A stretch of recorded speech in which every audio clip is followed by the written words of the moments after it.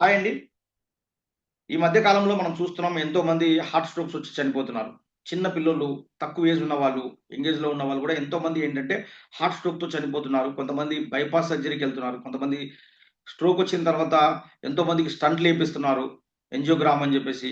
ఇలా రకరకాల టెస్ట్‌లకే డబ్బులు వేలైతున్నాయి. సర్జరీస్‌కెళ్తే లక్షలు గూడా అయితా ఉన్నాయి. ఈ క్రమంలో ఒక సొల్యూషన్ దీనికి ఒక పరిష్కారం ఉంటే బావుంటుందని జెప్పేసి మా కంపెనీ వాళ్ళు 'ఫరెవర్ లివింగ్ ప్రొడక్ట్' కంపెనీ వాళ్ళు పెద్ద పెద్ద నోబెల్ ప్రైజ్ గోల్డ్ మెడల్ తీసుకున్న ఎవరైతే సైంటిస్టులు ఉన్నారో మన కంపెనీలో పనిచేస్తున్నారు. వాళ్ళు దీనికి ఒక చక్కని ప్రొడక్ట్‌ను అందిస్తున్నారన్నమాట. దాని గురించి నేను చెప్తాను జాగ్రత్తగా వినండి. ఈ సమాజానికి చాలా అవసరం ఉన్న ప్రొడక్ట్ ఇది. ఇప్పుడున్న తరుణంలో. ముఖ్యంగా ఏంటంటే ఇది ఫరెవర్ ఆర్క్టిక్ సీ. దీని పేరే ఫరెవర్ ఆర్క్టిక్ సీ.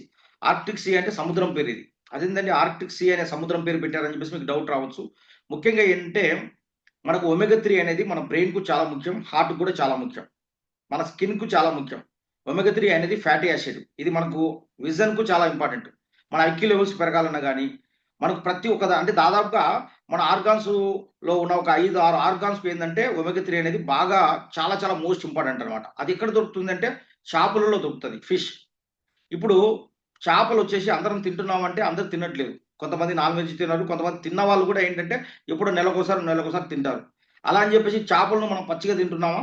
అందులో ఉన్న ఒమెగా 3 ఫ్యాటీ యాసిడ్ మనకు కరెక్ట్‌గా అందడానికి దాన్ని ఫ్రై చేసుకొని, దాన్ని బాగా మనం వండుకొని తింటాం. దానివల్ల ఏమవుతుంది దాంట్లో ఉన్న ఫ్యాటీ యాసిడ్ ఏవైతుందో అది మనకు 100% అందట్లేదు.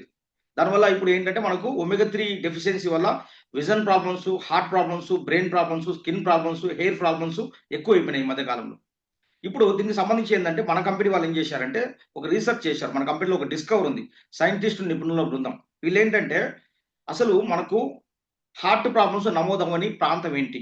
ఈ భూమి మీద అని జెప్పేసి వాళ్ళు రీసెర్చ్ చేస్తే, ప్రతి దేశంలో, ప్రతి ఖండంలో అందరికీ ఏంటంటే హార్ట్ ప్రాబ్లమ్స్ వస్తున్నాయంట.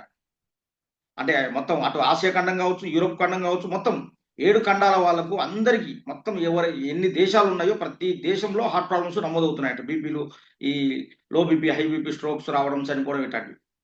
ఇప్పుడు అలా రీసెర్చ్ చేస్తున్న క్రమంలో అంటార్కిటికా మహాసముద్రంలో అక్కడ కొంతమంది ఎస్కిమోస్ అని నివసిస్తున్నారంట.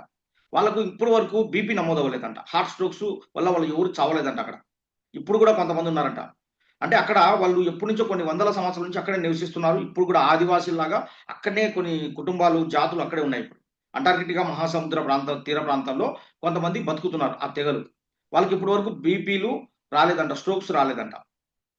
అంటే ఏంటి అసలు వాళ్ళ ఆహారపు అలవాట్లేంటి? అసలు ఏంటని చెప్పి చూస్తే వాళ్ళు రెగ్యులర్‌గా సిగరెట్లు తాగుతారంట.